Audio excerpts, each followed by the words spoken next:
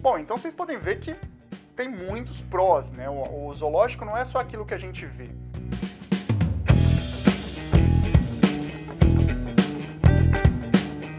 Eu fiz uma pergunta no meu Instagram e eu coloquei assim: qual é a sua opinião sobre os zoológicos?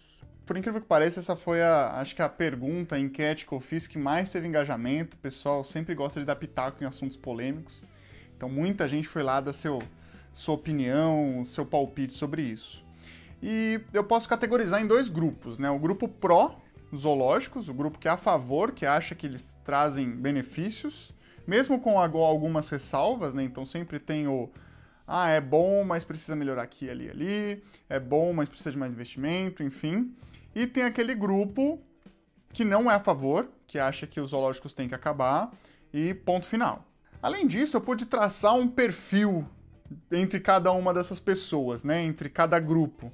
Geralmente o grupo A, esse grupo que é o grupo pró, o grupo que é a favor dos zoológicos, quase sempre é composto por pessoas da área. Então, pessoas que trabalham com biodiversidade, pessoas que trabalham com meio ambiente. Ficou muito claro essa divisão entre o grupo A favor e pessoas que trabalham na área, e o grupo B e pessoas que não trabalham na área, que não têm sua formação, que não têm dentro da sua formação alguma disciplina, alguma coisa envolvendo biodiversidade, animais, enfim. Então isso é bem interessante porque fica claro em que o grupo A não está conseguindo se comunicar com o B.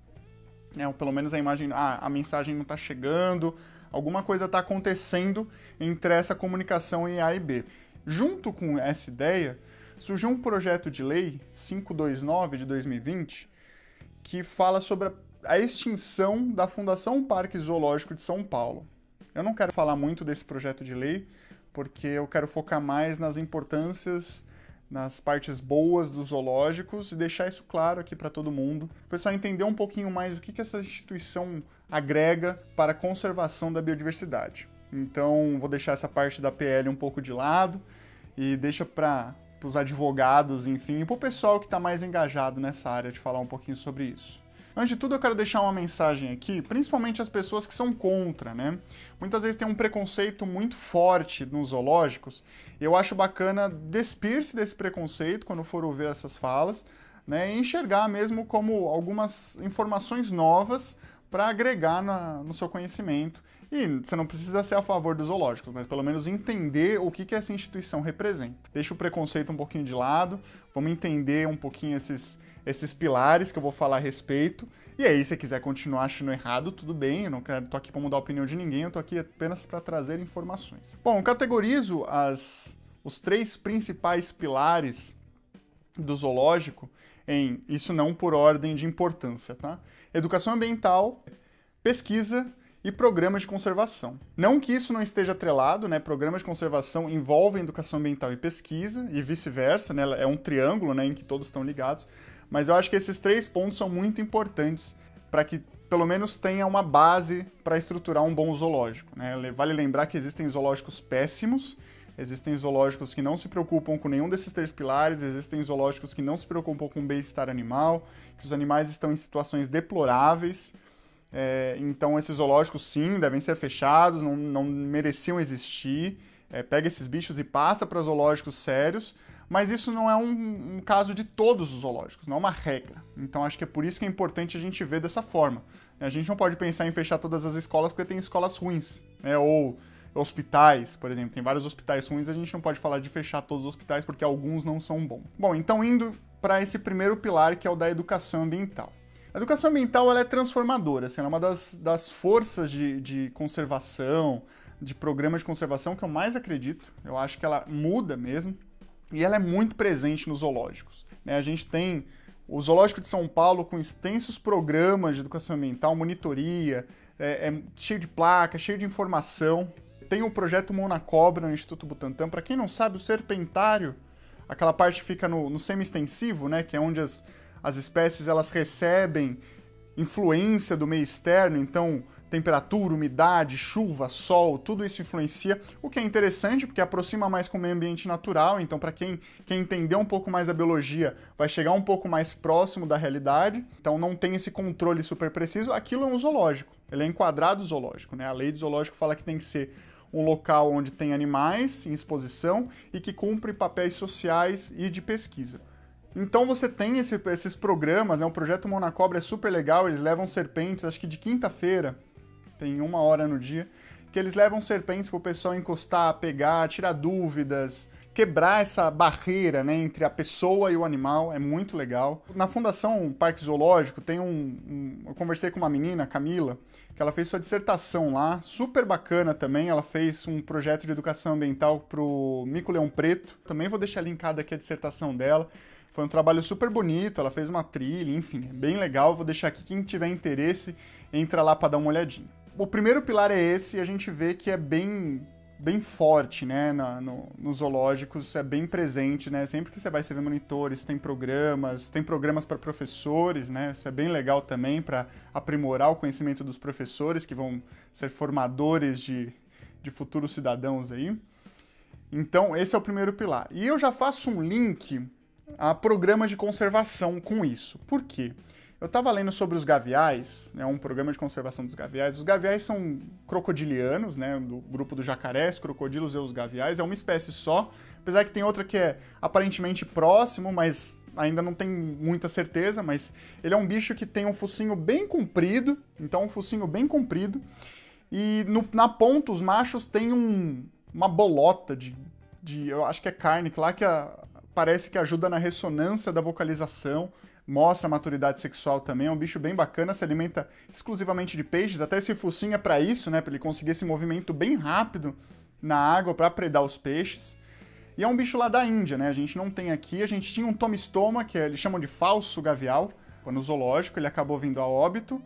Então a gente não tem aqui, tem só lá na Índia e no Nepal. Tinha em outros países também, mas já está extinto nesses outros países.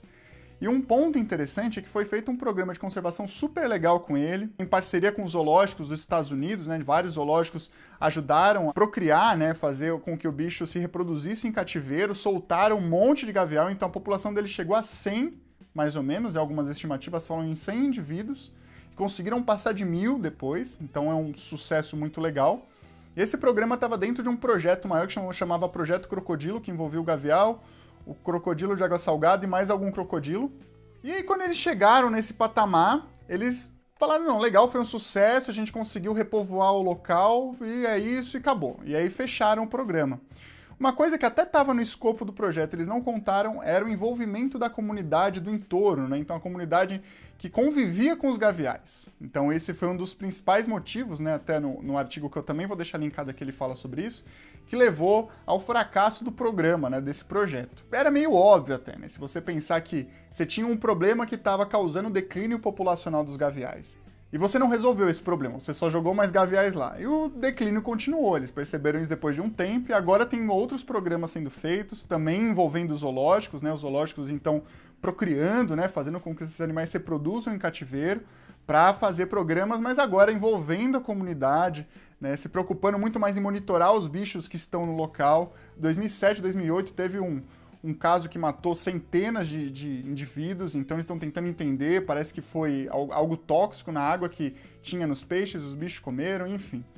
É um trabalho de formiguinha, mas que é extremamente importante para manter a espécie presente. Outro programa de conservação que foi muito legal, e esse acho que já é mais familiar das pessoas, é do mico-leão dourado. Se não me engano, nos anos 70, perceberam que tinha um declínio muito grande de mico-leão dourado. Os mico-leões estavam sumindo, muito por tráfico, é um bicho muito bonito, então era muito traficado. Para quem não sabe, o mico-leão é um primata pequenininho, né? Um mico, que ocorre lá no Rio de Janeiro. Ele tem um topetão dourado, assim, é bem bonito, ele é bem amarelo. E viram que estava diminuindo muito, estimativas dizendo que chegaram até 200 indivíduos na natureza. E aí foi interessante porque uma ação em conjunta de mais de 30 zoológicos ao longo dos Estados Unidos e da Europa conseguiram reintroduzir muitos indivíduos. E esse projeto foi um sucesso, né? Hoje a gente estima que tenha 1.600 indivíduos na natureza, ou seja, de 200 para 1.600 é algo ainda está em ameaça de extinção, mas pulou, né, de criticamente ameaçado para ameaçado, segundo a IUCN. Então, foi muito bacana, eles separaram uma área, eles monitoraram, né, tem a conservação ex situ, que é a conservação onde é feita, né, programas de conservação onde são feitas fora da área de vida do bicho, né. Então, por exemplo, no zoológico, geralmente são programas ex situ. E programas in situ, que é no local onde o bicho vive, então lá no meio da mata onde o bicho está vivendo. Então foram feitos esses 2 programas em parceria com os zoológicos, e hoje a gente tem um animal aí relativamente estável, apesar de ter ainda todo esse perigo, né, ainda a população não ser muito grande, mas já está muito melhor do que era nos anos 70 e nos anos 80. Tem o mico-leão preto também, né, um bicho que, segundo até um grande nome na primatologia me passou esses dias, falou que provavelmente o maior grupo de micos-leões preto que a gente tem está no Zoológico de São Paulo. Então olha só a importância que é isso, né? Teve também o caso das araras azuis de Lear, que tiveram ovipostura, né? Tiveram os ovos com filhotes esses tempos, acho que nasceram 4 filhotes, ou não sei se já nasceu o 5º até a data desse vídeo, mas até onde eu vi tinham nascido 4. Que é super importante também. A arara azul de Lear, ela é uma arara parecida com a arara azul grande, não é a ararinha azul do rio. E ela vive principalmente na caatinga.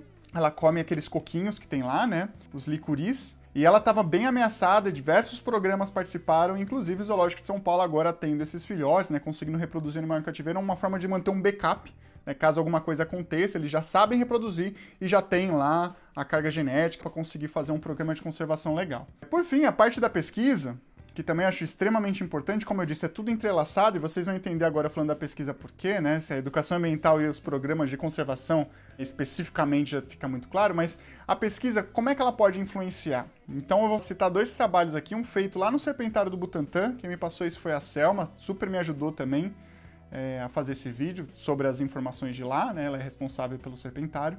E esse trabalho, foi um trabalho de uma menina, né, que ela tentou entender qual que é a escolha, a principal escolha de microhábitats de jararacas e cascavéis dentro lá do Serpentário.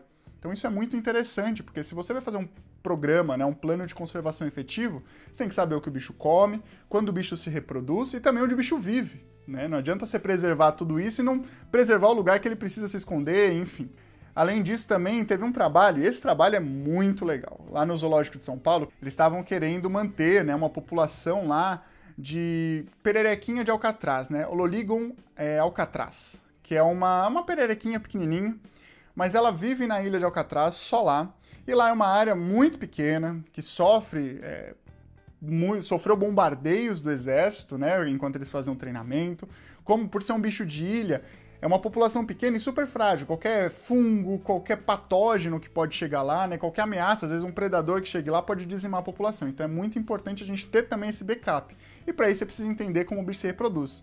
Então o que eles fizeram? Para não pegar o bicho de lá, eles pegaram uma espécie parecida, né? Que era Synax perpusillus, né? Agora é o Ololigon perpusilo. E tentaram fazer a reprodução desse bicho. Então é muito bacana que ela vai falando passo a passo, ela faz um verdadeiro tutorial de como fazer a reprodução desse bicho, o que é muito bacana. Ela até fez uma nebulização artificial, né? Ela vê que os bichos não se reproduziam, e aí foi feito, né? Foi adquirida uma maquininha que imita uma névoa e deixa o ambiente bem úmido, super bacana, e deu certo, conseguiram fazer, e aí tomaram início também as reproduções da pererequinha de Alcatraz, especificamente, depois que teve o sucesso com esse piloto, com as pererequinhas aqui do continente.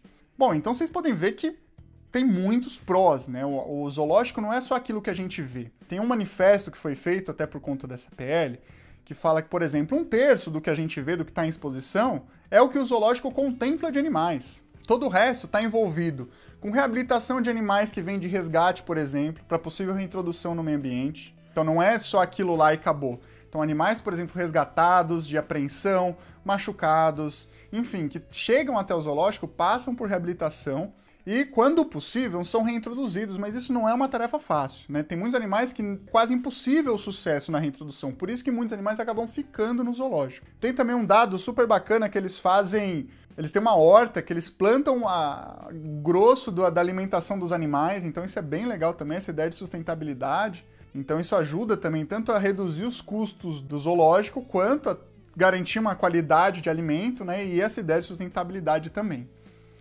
Além disso, tem programas de pós-graduação, de estágio, enfim. É um meio super rico de informação.